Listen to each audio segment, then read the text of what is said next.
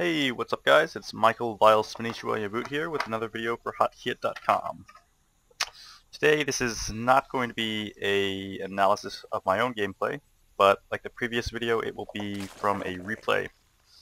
This replay comes from SC2SL.com. It's a team league that Hothit sponsors. It stands for StarCraft 2 Survivor League. It's mostly a European kind of thing. They host their own tournaments and things like that. But this is just one of the replays that was highly rated on the site that I decided to grab. It's a ZVT between Millennium Stephano and Razor Servyoa. You can see there's tons of spectators in here just because this is probably a very, very sought after game. Both of these players here are very strong. We know, of course, Millennium Stephano, the French Zerg, recently, or not so recently, won IPL 3 Origins, as well as, tons of other tournaments. For a while he was blasting through the scene, taking out tons of great players. And our opponent here, Razor Servyoa. Razor's a very strong team. I don't know too much about the player himself, but obviously he's playing Stephano. He's got pretty far in the team league, so he must be very strong to be able to make it this far. Anyway, this is Tal'Darim Altar, LE. It looks like Stephano is going to go for the hatch first here. It's pretty standard against Terran. Just 15 hatch, very standard. Nothing crazy like 16 or 17 hatch. The only thing he has to really worry about here is any sort of proxy racks, either proxy 2 racks or proxy 1 racks, possibly with a Reaper.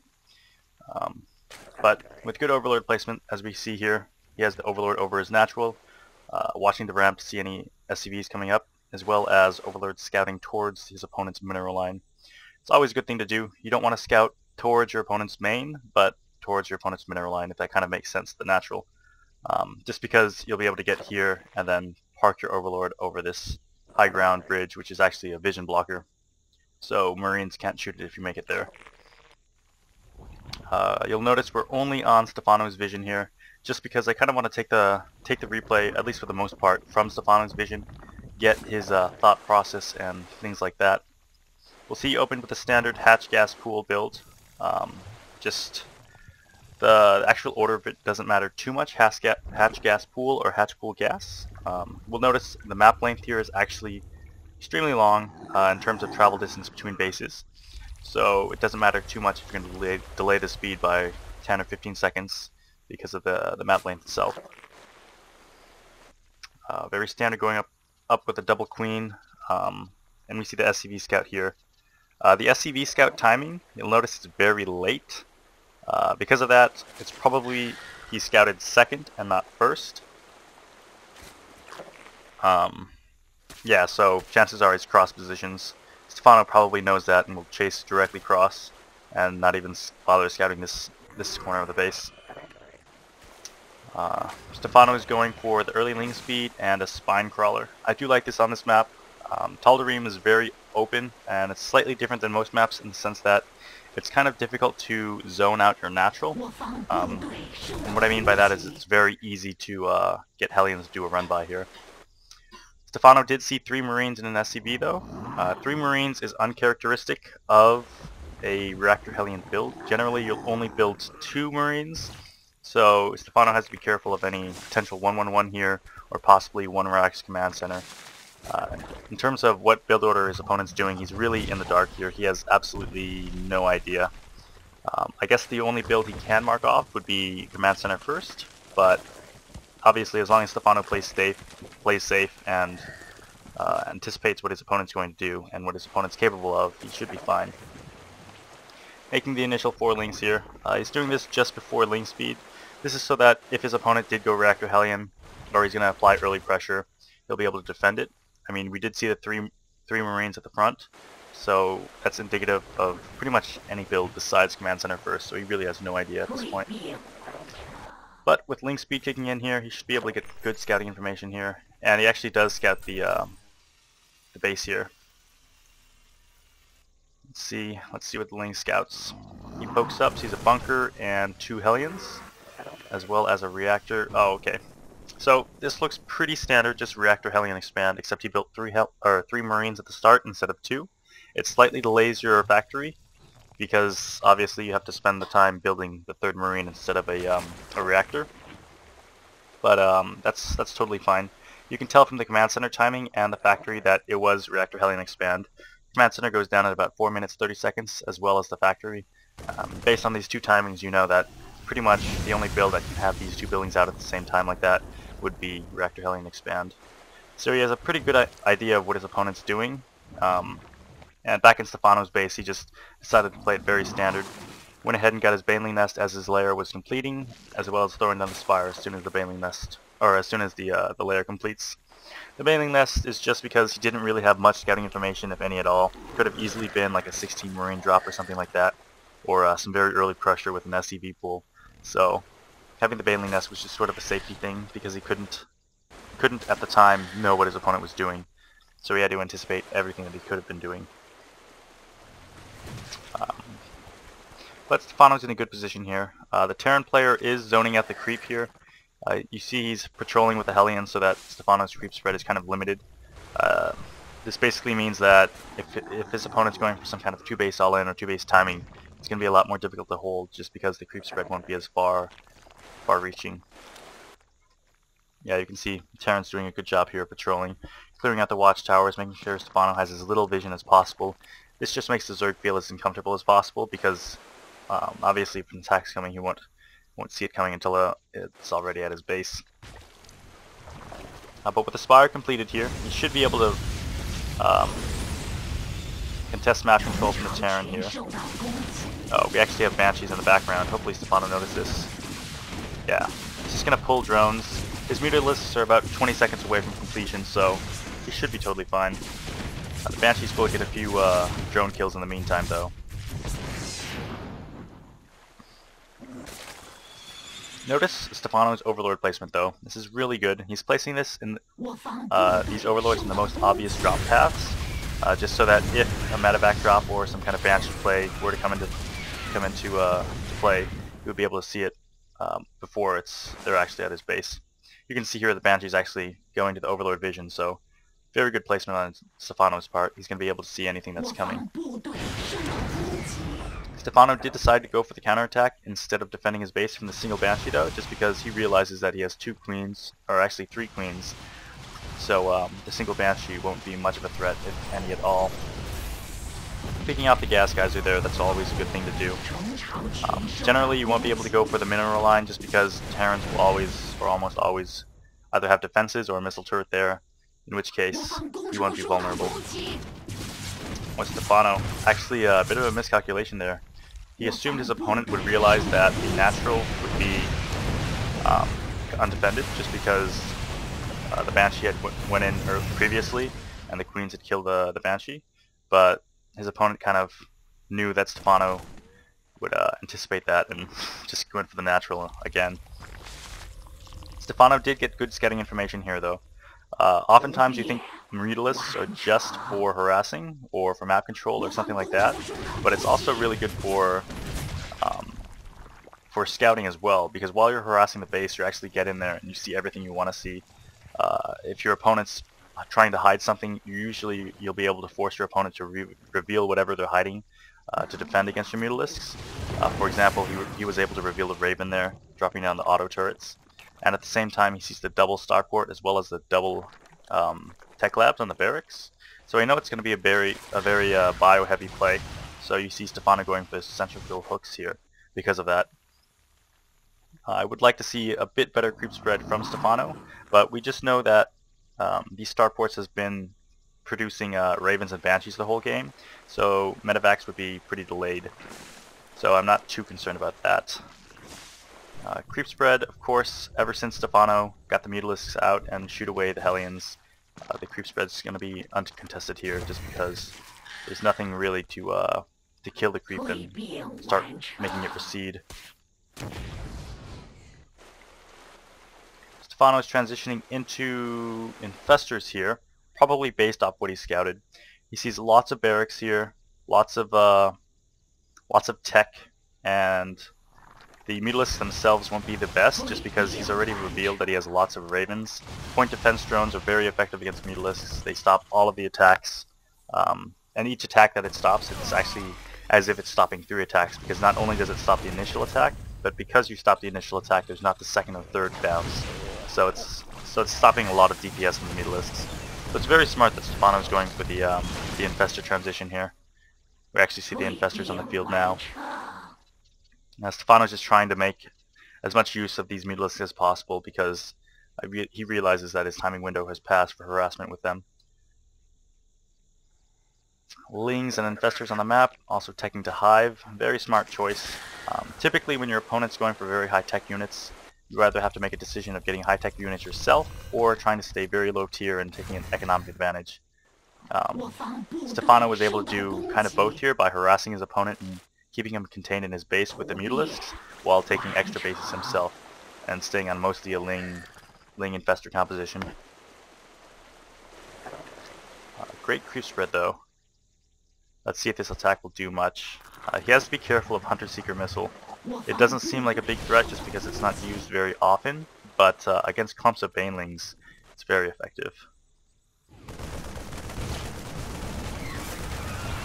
Uh-oh. Here's that Hunter Seeker Missile I was talking about. Yeah, it actually took out a lot of Infestors there. And dropping his opponent at the same time. If Stephano is able to take out this third orbital though, it'll be very much worth it. You can see Stephano's reacting to this drop, pulling everything back and trying to take it out. Unfortunately, he wasn't able to focus fire the command center just because he was reacting to the drop. So the command center will get away.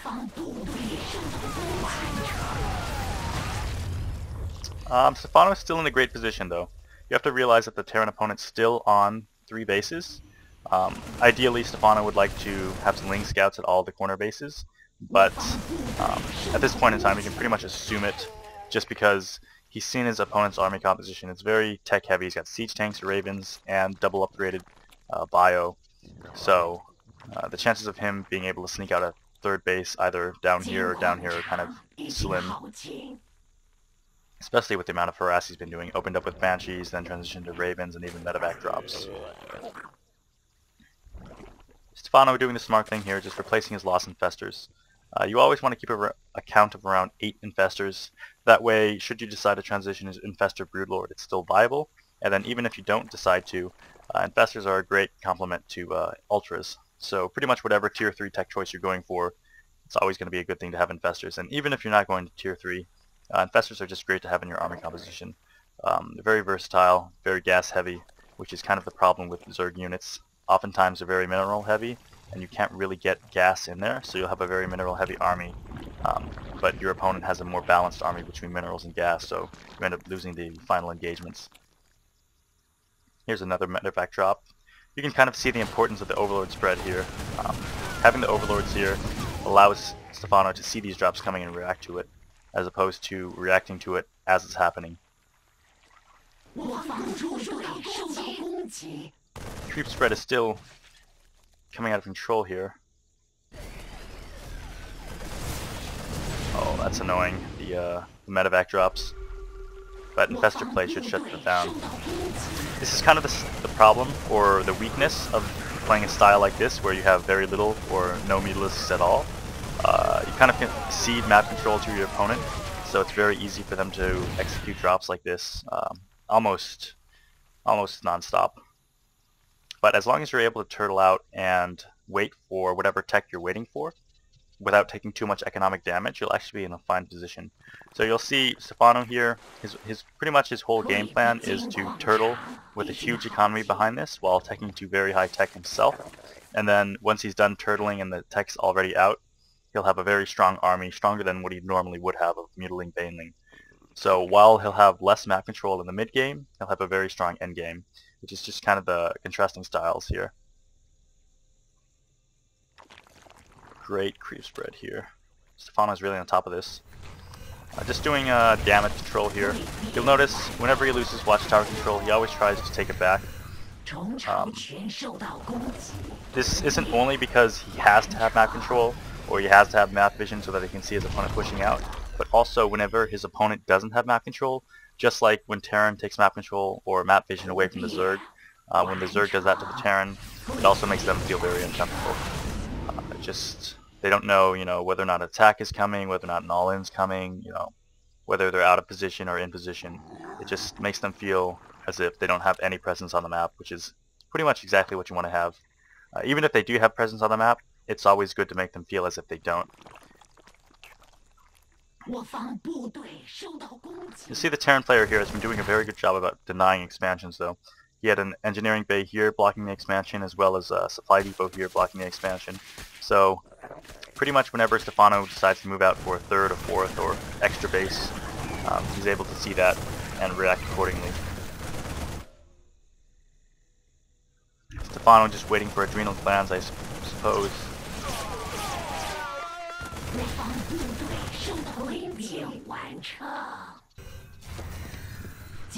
We can pretty much assume that our Terran opponent here has taken the fourth pocket base here, just because he's taken a defensive position at the front with bunkers and ravens. So chances are it's right here. I'd like to see Stephano pull off one or two infestors and try to harass this base, but he might not be aware of it at this point in time, or it just might go for direct engagement. There's that Hunter Seeker missile. Oh, and the ultras. Not too effective. The problem here with Stephano is he was kind of forced into this ultraless composition because his opponent already had ravens out on the field. So, corruptors wouldn't be that effective just because point defense drones and Hunter Seeker missile, and the same goes for Broodlords. You can Hunter Seeker missile Broodlords very, very well.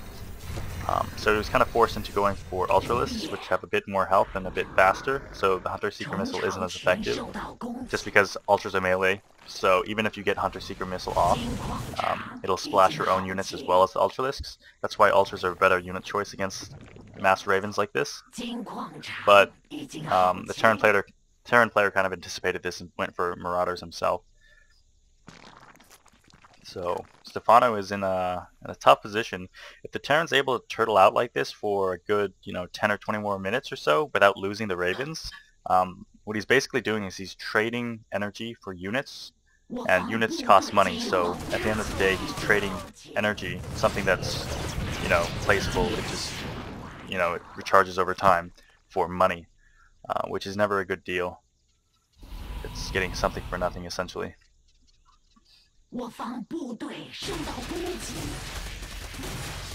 There's the Terran trying to take a base here, only to realize Stephano's already taken it.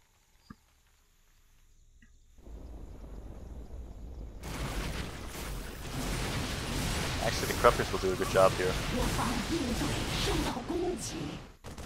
Back in Stephano's base, he's got pretty much all the tech he wants, and he even went for a double spy here. I do agree with this.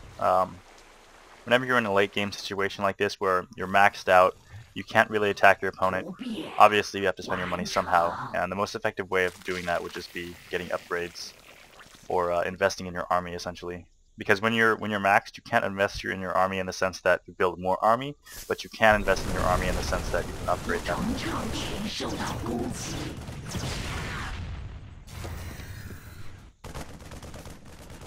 Oh, that's a ghost right there. You guys can't see that. He's probably going to start nuking these bases. This is actually very tough to deal with, especially with such an immobile army like Stephano has. He's got Broodlord Infestor Ultra, which is not very fast at all. I have a feeling the Terran's going to be in a great position in this game. Even though Stephano is able to shut down these bases, it doesn't really matter too much. As long as Razor Servyoa can get... nukes. Here's one nuke here, and I think that was the only amount of nukes. Let's see if Stephano realizes this. Oh, he sees it last minute. Alright. Didn't take too much damage, and now he's aware of the nuke threat. Luckily it wasn't a double nuke, but I see more nukes coming down here. Uh-oh. Stephano, run! No, Stephano! Okay.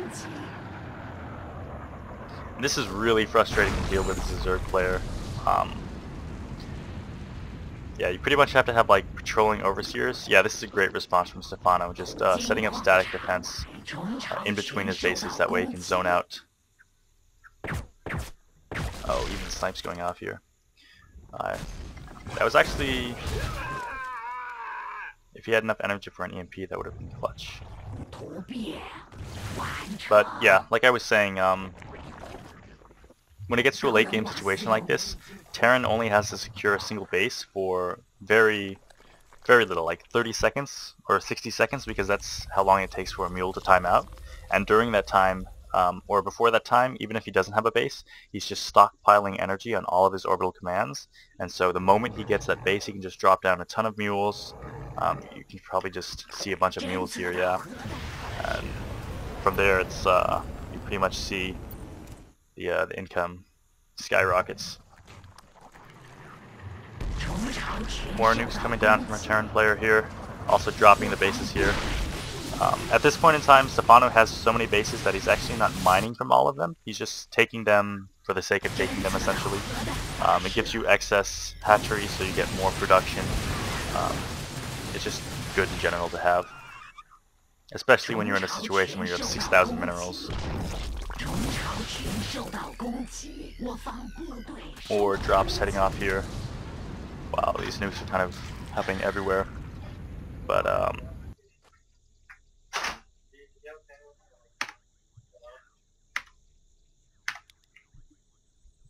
in terms of strategy here, it's kind of difficult to talk about it.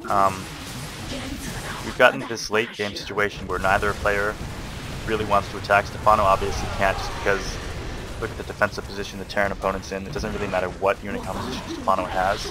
He's not going to be able to break. And the Terran player is just waiting to amass a critical amount of Ravens so that no matter what the third player has, it's going to be an unwinnable situation from him. You can see the Hunter Seeker missiles here are being super effective, just killing everything. And then even the Corruptors who are trying to support the Vikings, you know, this point defense drone's down, so they're stopping all the Corruptor shots.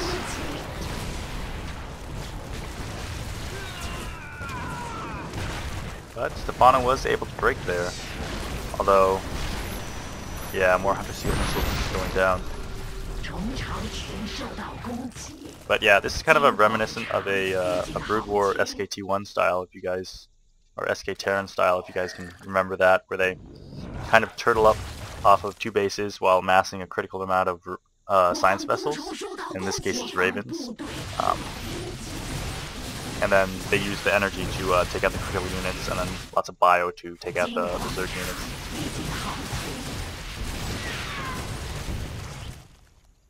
Yep.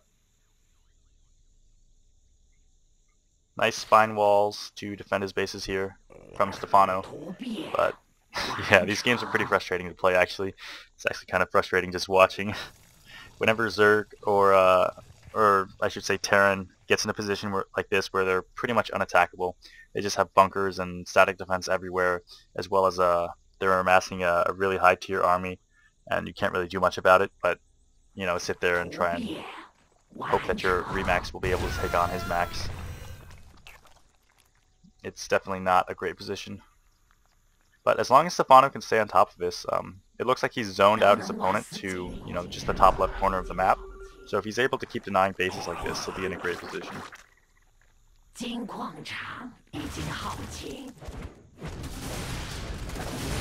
even going for the attack upgrades for infested Terrans. It's always a good thing to do.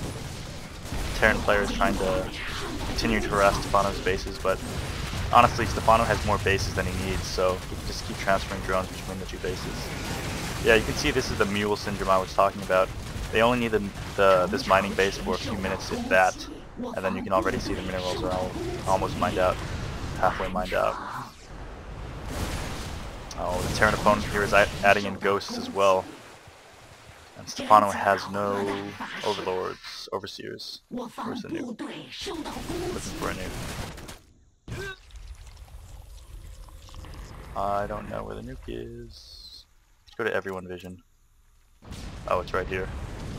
Oh, that wasn't too effective. Wasn't too effective. Stephano's not actually mining from this base. You can see the gas geysers are up, but there's no harvesters in them. Stephano is trying to react similarly to the Terran. The Terran player is relying on energy units to get the economic lead here. Stephano is going to try and counter that by getting infestors of his own. Unfortunately, Zerg only has infestors. They don't really have a second caster counterpart, kind of like Terran has ghosts and ravens. So Stephano has to rely on the infestors solely. But the Broodlord infestor composition is very strong, so shouldn't be in too terrible of a position.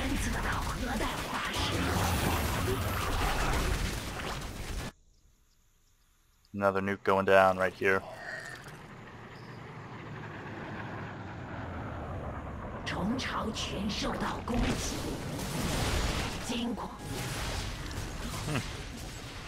It's actually a pretty cool game.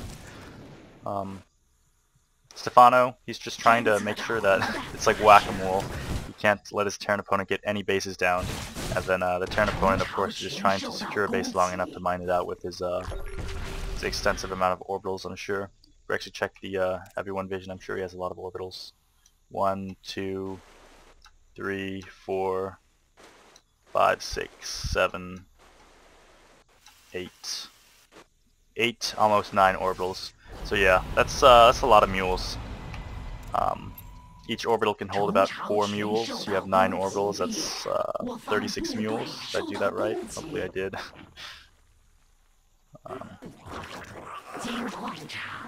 Yeah, 36 mules will mine out a base really, really quickly.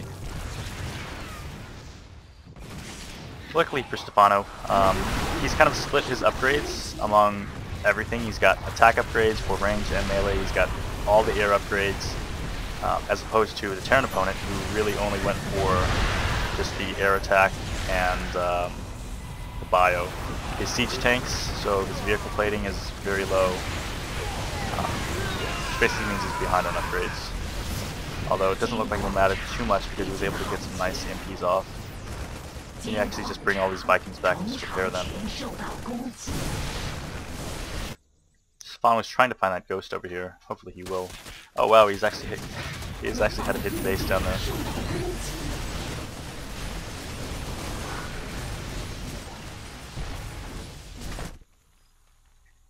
Stephano's starting to mine out here. He's kind of being starved for gas. Although he has all of these bases, he hasn't been really able to secure them and mine from them. Like, yeah, this base has been harassed constantly. The gas geyser hasn't even gone mined out yet. It's been 40 minutes in the game.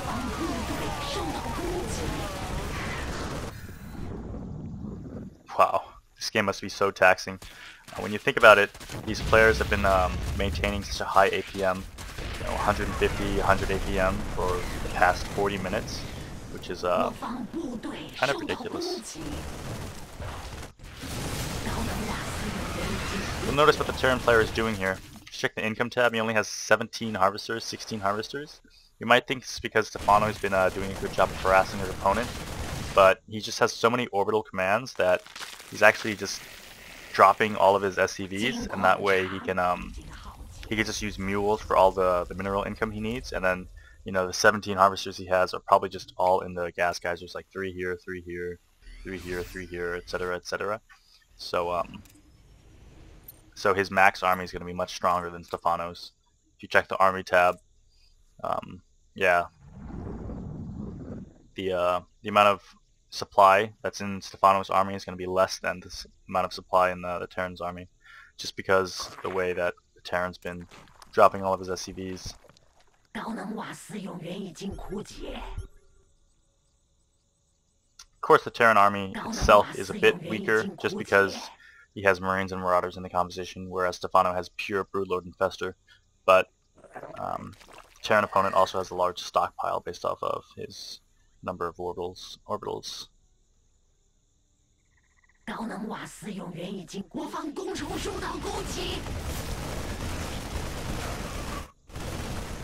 Stephano's keeping some overseers with his army, so the future ghost play hopefully will be stopped. And Stephano was able to finally shut down his base here.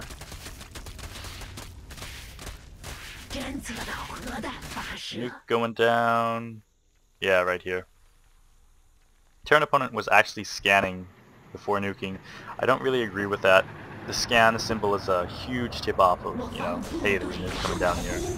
But probably just wanted vision to see whether or not the nuke landed.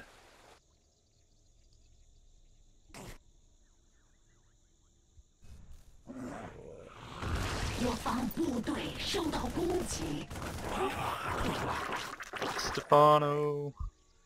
This game's been going on for a while. It looks like they haven't been making headway, either the Terran or the Zerg player. But when you think about it, the Terran's been mining out, like his main's mined out, his natural's mined out. He's actually stopped mining from his third base because he realizes he's going to mine that out. This fourth base is going to mine out. So really, the Terran economy is just limited to this one base right here, as well as this long distance mining here. Which is good for Stephano because he still has this base, this base, this base, this base as well. And he's dropping this base, but basically he has a lot more bases, a lot more potential minerals to be mined than his Terran opponent. Income tab, yeah, you can even see it here. Even though the Terran opponent has so many mules, he's still not able to keep up with economy just because he has no bases to actually mine from. Although he does have a nice stockpile of minerals. I mean, if he can't translate into that into some kind of advantage, it's going to be useless essentially.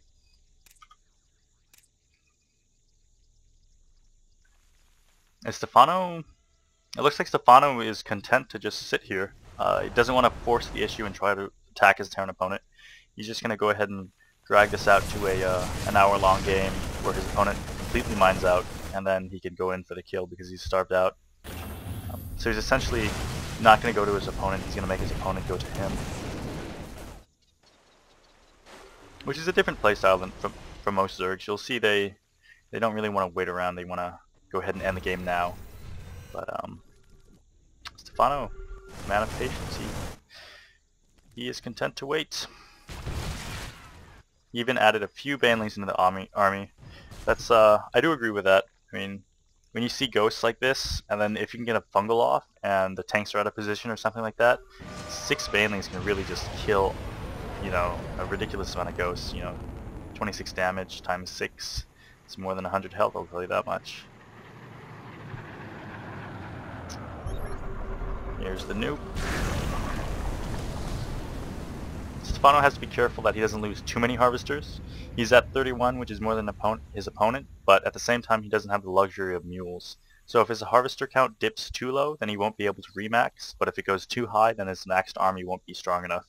So it's kind of a balancing act between the army and economy for the Zerg player here. Although Stephano seems to be doing it pretty well. He's got tons of stockpiled larvae. He also has tabs on all the bases here, so he knows what his Terran opponent has and what he doesn't have.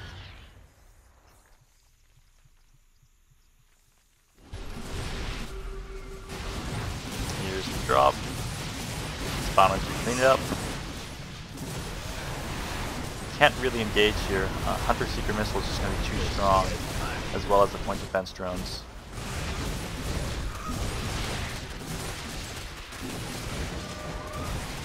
There's another nuke. Hopefully Stephano sees that. Looks like he does.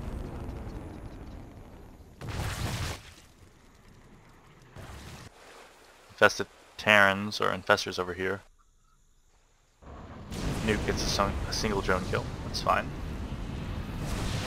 Terran player's just trying to deny mining from the Zerg player, but I mean, the Zerg player has tons of bases to mine from. He's got this base here, he's got this base, he's also got these top bases, so denying mining from this one single base isn't really doing much. It's just that the Terran player doesn't want Stephano to mine from here, not because he wants his army or his economy to get bigger, but because this base is the closest to his fourth base, so this would be the base that is probably going to take soonest.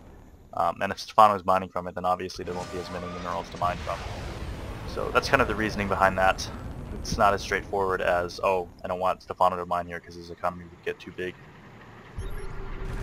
Uh-oh. Nope. Looks like he was able to pull out just in time.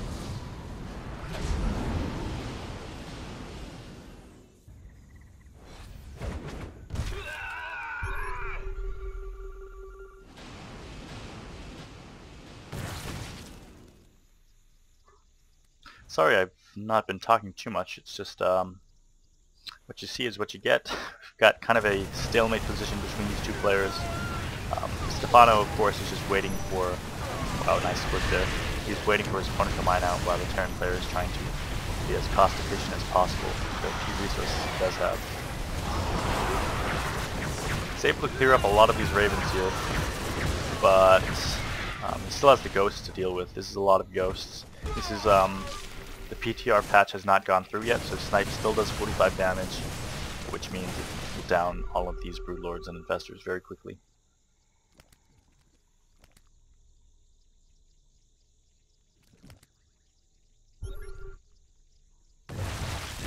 Here we can see kind of the effects of the low harvester count that we saw, that balancing act I was talking about. Stephano doesn't really have much money to remax on, so that's why you won't see him maxed here. Stephano dropping down Infested Terrans just to deny mining. This is the only base that the Terran opponent really has access to, so this is good for Stephano. Yeah, this is a very dull style. He's content to let his opponent just sit on his 4 bases and then mine out, which at the end of the day I guess it will work, but surely there must have been another way to do it without taking an hour. Although, he's the one with the win, he wants to play it safe, that's totally fine. Totally fine. Can't say I wouldn't do anything different if money was on the line as well. No real reason to risk it when you have a guaranteed win.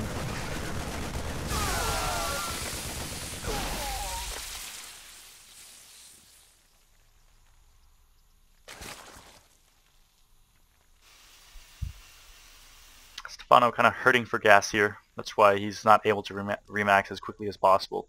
But he does have access to a lot of bases, so if he needed the gas, he could easily obtain it. Finding this top right base, going to shut it down, possibly.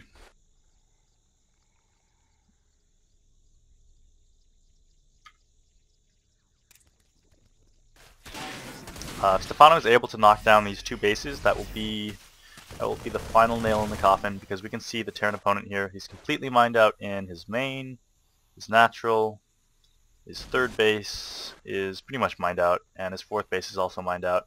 The 5th base has been completely denied. Burrowed Infestors, there's no way he can retain that.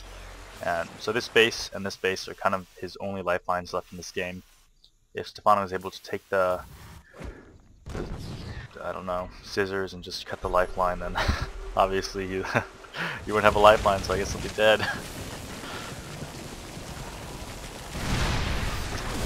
All the ghosts cloaking here.